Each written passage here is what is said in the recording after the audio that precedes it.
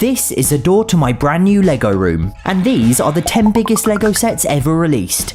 You see, I've just moved house, and rather than unpack or decorate or anything important like that, my priority of course is to fill these empty shelves with the greatest creations ever committed to Lego Brick, starting with Number 10, Diagon Alley.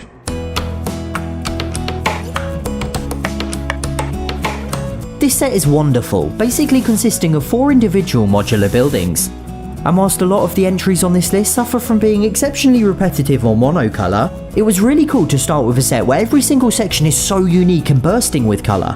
Now, Lego fans have various criteria by which they judge a Lego set: the minifigures it comes with, how fun it was to build, its potential resale value.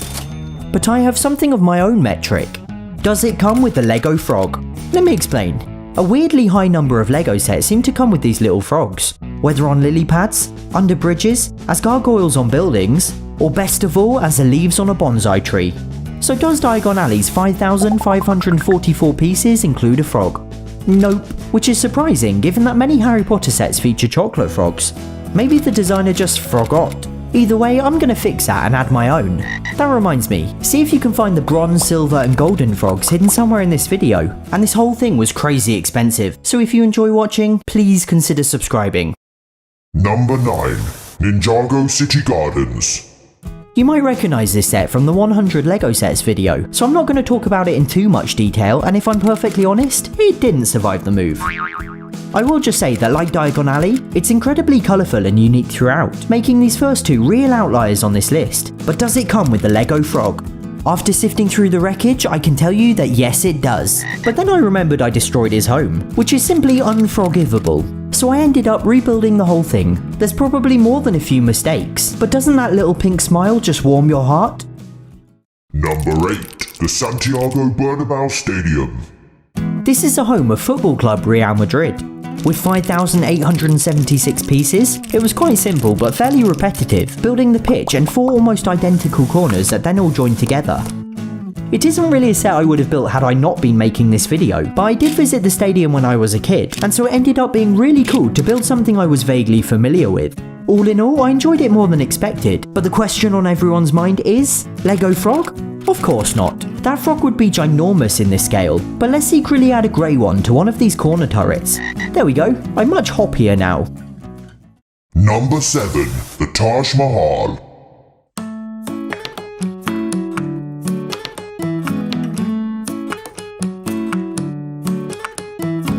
Now that's what you call a montage, Mahal. Like the Bernabeu, this set mostly consists of near identical modular sections that then all join together at the end. It makes for a repetitive build, but a marvellous end result that faithfully captures the majesty of the original.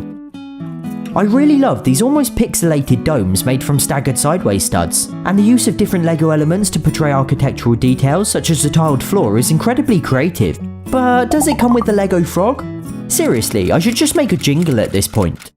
Does it come with the Lego frog? No, so let's hide one here. I hope he likes his new pad. Number 6, Hogwarts Castle. This one might be my favourite of the entire video. It's just so detailed, including the finale scene from the Philosopher's Stone, the Chamber of Secrets, the Great Hall,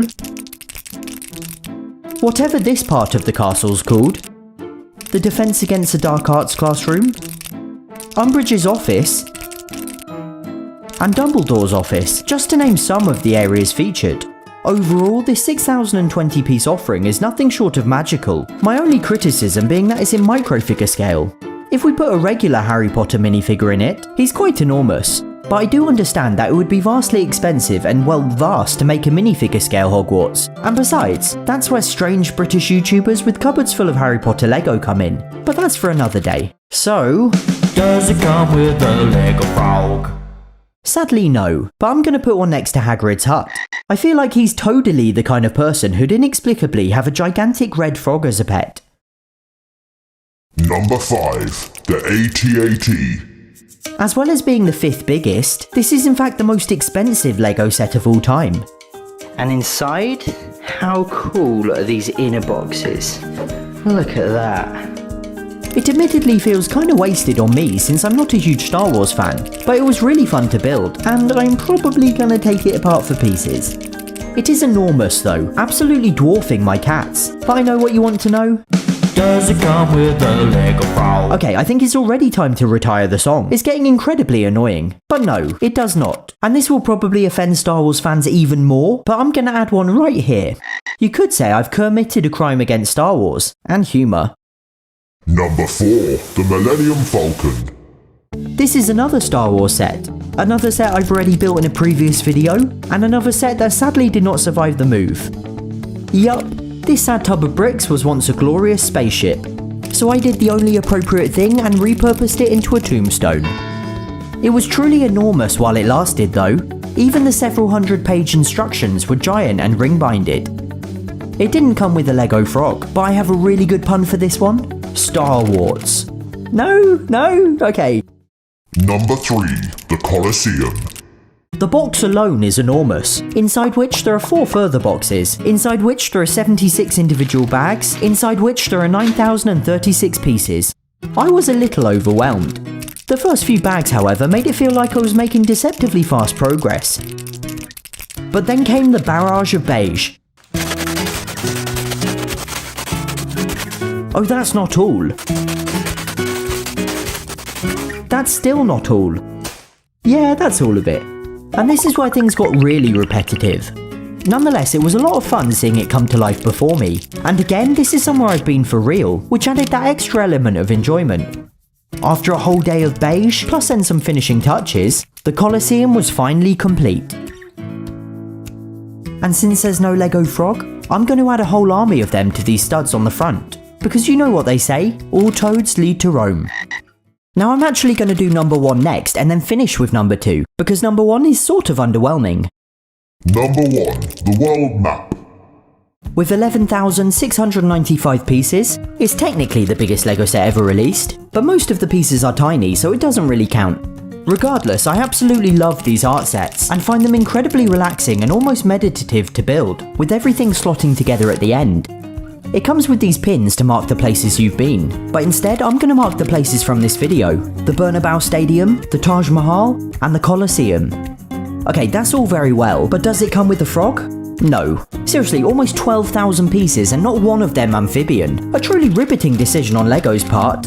So let's add one camouflaged over here. Can you spot him?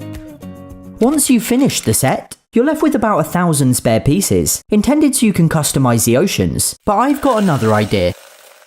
Number 2, the Titanic.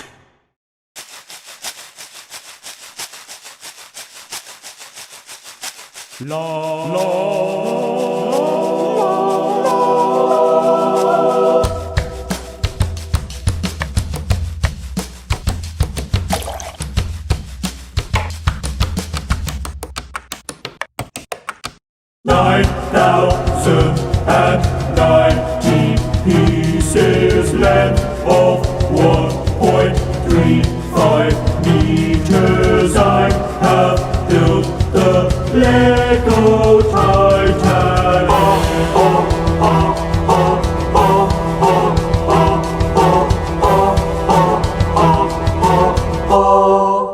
Yeah, I'm in a weird place right now.